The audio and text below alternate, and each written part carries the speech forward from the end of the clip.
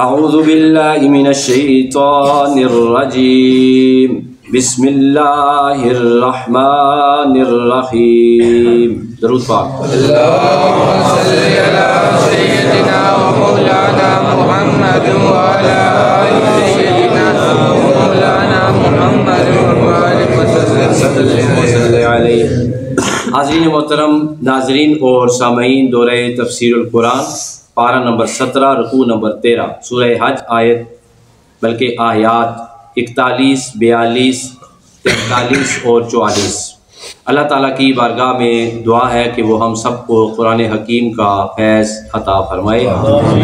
اس قرآن کے صدقے اللہ ہمارے گناہوں کو معاف فرمائے. مرتے دم اللہ ہم سب کی زبانوں پہ جاری فرمائے.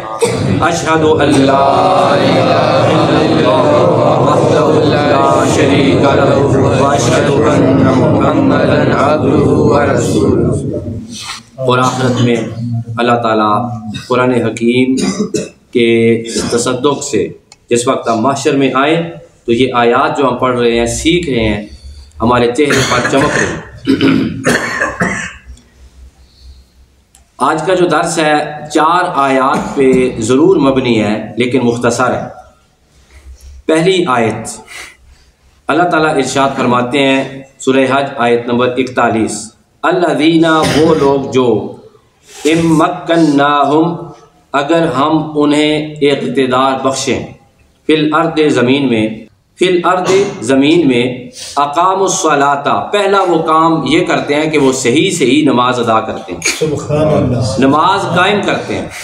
ایک نماز نہیں پڑھتے، صرف رمضان میں نماز پڑھنے والے وہ نہیں ہیں، صرف 27ویں پہ عبادت کرنے والے نہیں ہیں، صرف شب برات کے اوپر آ کر اسی رات کو اللہ کی بخشش کی رات سمجھنے والے نہیں ہیں، صرف جمعہ پڑھ لیا اس کو نہیں، بلکہ وہ ہر روز کی اللہ کی طرف سے فرض نمازوں کی ادائیگی پابندی سے کرتے ہیں. سبحان اللہ. یہ اللہ تعالیٰ ان لوگوں کی صفات بیان فرما رہا ہے کہ جن کو اللہ اقتدار بخشتا ہے زمین کے اندر. اقاموا الصلاۃ، وہ نماز قائم کرتے ہیں، وآتوا الزکاۃ، اور زکوٰۃ دیتے ہیں.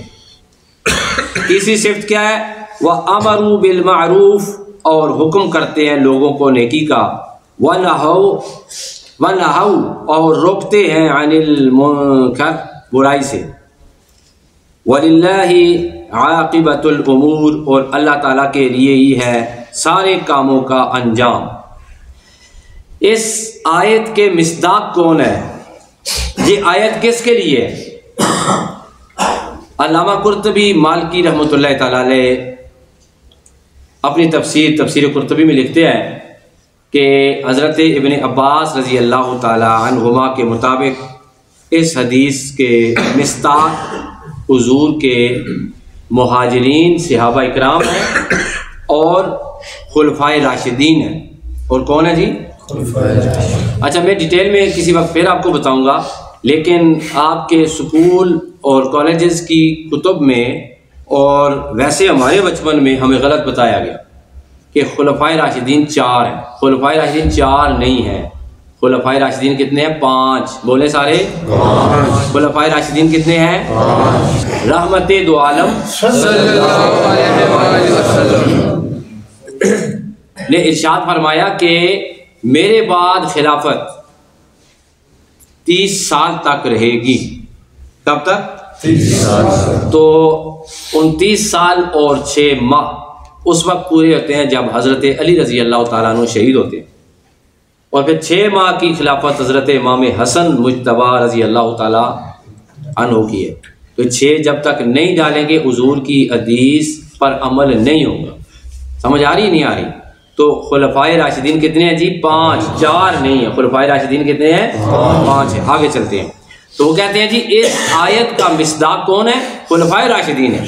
وہی وہ لوگ تھے جنہیں اللہ تعالیٰ نے زمین میں اقتدار بخشا تو وہ اور عاجز ہو گئے، گردنیں جھکا کے عاجزی اور مسکینی کے ساتھ انہوں نے پہلے بھی نماز قائم رکھی، لیکن جب اقتدار ملا خود بھی نماز پڑھی اور اپنے اقتدار کے دوران اس ملک کو بھی نماز پڑھنے کے لیے تلقین فرمائی. سبحان اللہ.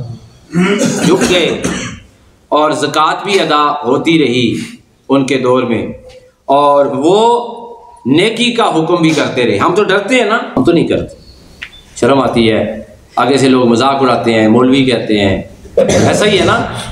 ہم تو اپنے بھائی کو بھی نہیں کہتے کہ نماز پڑھا کرو بھائی, بیٹے کو بھی نہیں کہتے, ہم تو سنگی کو بھی نہیں کہتے. دوست کے ساتھ بازو میں بازو ڈال کے I-14 کراس کر کے تھانہ نون تک واک کر لیتے ہیں. نماز ہم پڑھتے ہیں, اپنے دوست کو کبھی ہم نے نماز کا نہیں کہنا, کیونکہ بہت بری بات ہوتی ہے, اچھی بات نہیں ہوتی.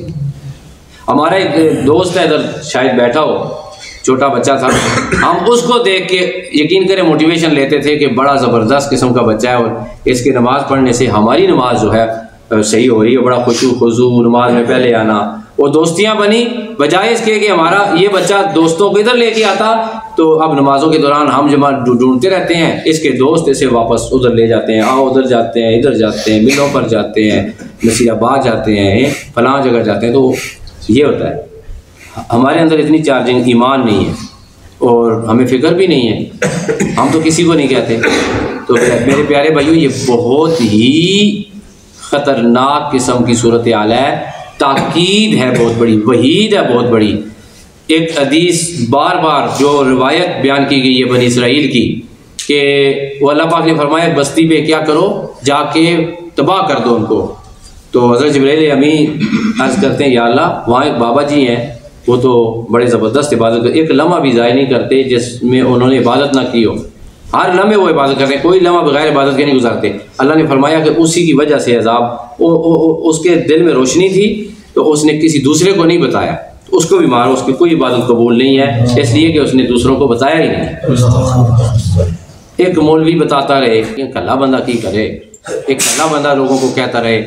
آپ سب اگر شامل ہوں تو یقین کریں یہ والا ماحول نا, یہ والا ماحول رمضان کے بعد بھی ہوگا, نہیں ہوگا یہ والا ماحول. ہمیں پوری پکی امید, آپ ہماری امیدوں پہ پورا اتریں گے الحمدللہ. 4 بندے ادھر ہوں گے, مجھے پکا یقین ہے, یقین کریں, بڑے تجربہ ہے 98 سے لے کے آج تک.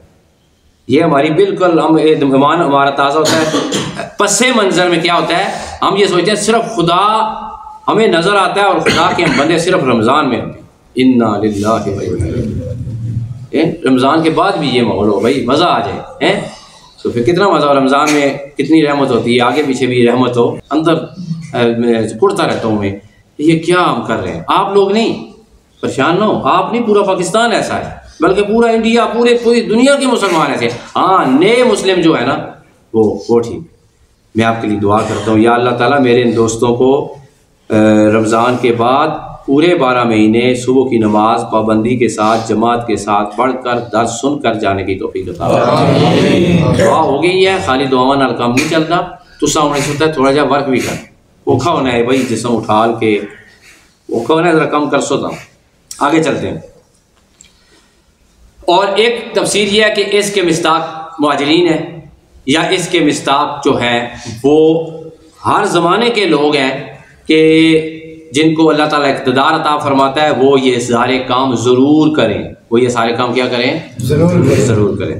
اللہ تعالیٰ ہمیں اچھے حکمران عطا فرمائے. اللہ فرماتے ہیں وَلِلَّهِ عَاقِبَةُ الْأُمُورِ, اور اللہ تعالیٰ کے لیے ہے سارے کاموں کا انجام. یعنی یہ سارے کام کس لیے ہوتے ہیں, اللہ کے لیے. اس کے لیے یہ نہیں ہے بھائی امیر المومنین بننے کے لیے کسی کو حکومت ملے تو وہ کہے جی میں نماز کو نافذ کروں گا تو کیا ہوگا, لوگ مجھے امیر المومنین کہیں کہ بڑا نیک, وہی شرک ہے یہ اللہ کے لیے. دوسری آیت وَإِن يُكَذِّبُوكَ فَقَدْ كَذَّبَتْ قَبْلَهُمْ, اگر یہ کفار آپ کو جھٹلاتے ہیں تو کیا تعجب ہے, بس جھٹلایا تھا انہوں نے آپ سے پہلے بھی. یہ آقا علیہ الصلوۃ والسلام کو تسلی دی جا رہی ہے. حضور اکرم صلی اللہ علیہ وسلم سامنے کھڑے ہیں, حضور کا چہرہ تاباں نظر آ رہا ہے. بد نصیبی کا عالم یہ ہے کہ نہیں ماننی, گل نہیں ماننی, بات نہیں ماننی. کتنی بڑی بد نصیبی ہے.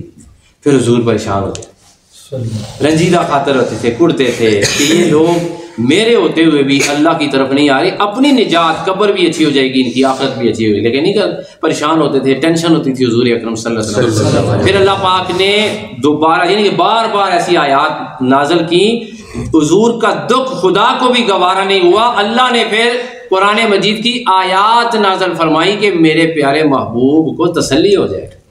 اور بھائی میں اور آپ پریشان ہوں تو ہمیں تسلی دینے کے لیے کون ہوتا ہے, امی جی تسلی دیتی ہیں، وہ نہ ہو تو ابو جی دیتے ہیں، وہ نہ ہو تو بیگم جی دیتی ہیں، بیگم جی بھی اگر کہیں کام میں مصروف ہوں تو پھر جناب کوئی دوست دے دیتا ہے، کوئی بھائی کوئی تسلی دیتا ہے کہ نہیں؟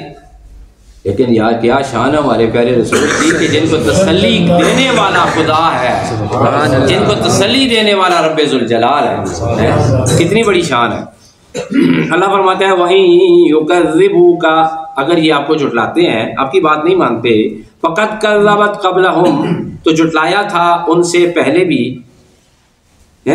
قوم نوح، نوح علیہ السلام کی قوم نے جھٹلایا تھا، وعاد، اور قوم عاد نے جو کہ ہود علیہ السلام کی قوم تھی اس نے بھی جھٹلایا تھا، وثمود، اور حضرت صالح علیہ السلام کی قوم تھی سمود، قوم سمود، اس نے بھی اپنے پیغمبر کو جھٹلایا تھا، وقوم ابراہیم، حضرت ابراہیم علیہ السلام کی بت پرست قوم نے بھی انہیں جھٹلایا تھا۔ جھٹلایا کیا تھا؟ آگ میں پھینک دیا ہے۔ اتنا بڑا ان کی طرف سے جو ہے نا وہ ان کا کارنامہ تھا کہ انہوں نے اپنے نبی کو جو اللہ کی طرف سے انہیں نجات دینے کے لیے آئے تھے، انہیں کیا کیا؟ وہ جناب آگ جلا کے اس آگ میں ان کو ڈال دیا۔ یہ ان کا کارنامہ تھا، بڑے خوش تھے اس پر، اور یہ خوشی ان کی آخرت میں بڑی دیکھنے والی ہوگی جب ان کو ڈنڈے لگ رہے ہوں گے، کان پکڑے ہوئے ہوں گے انہوں نے۔ وقوم لوط، اور لوط علیہ السلام کی قوم نے جھٹلایا، ثم پھر ہم نے انہیں گرفتار کر لیا، پھر ہم نے انہیں پکڑ لیا۔ فَكَيْفَ كَانَ نَكِيرٌ، خود ہی بتاؤ کتنا خوفناک تھا میرا عذاب۔ طرح طرح کے عذاب اللہ تعالیٰ نے قرآن مجید میں ذکر فرمائے۔ ایسے اسپیشل اللہ پاک مار بھی سکتا ہے۔ تو ایک قوم ایسی تھی جنہیں فرشتے لے گئے آسمانوں پر، وہاں سے لے کے جا کے ان کو چھوڑ دیا۔ اندازہ کریں وہ زمین پہ گرے ہوں گے تو ان کے ذرے ذرے ہو چکے ہوں گے، اور ان کو کتنی تکلیف پہنچی ہوگی۔ اس تکلیف کے لیے اللہ ان کو اوپر لے کر گیا۔ یہ اللہ نے حضور اکرم صلی اللہ علیہ وسلم کو تسلی دی۔ میرے پیارے دوستو، اللہ تعالیٰ کی بارگاہ میں دعا ہے کہ اللہ آج کی درس میں بیان ہوئی تمام تعلیمات پر ہم سب کو عمل کی توفیق عطا فرمائے۔ وآخر دعوانا الحمدللہ۔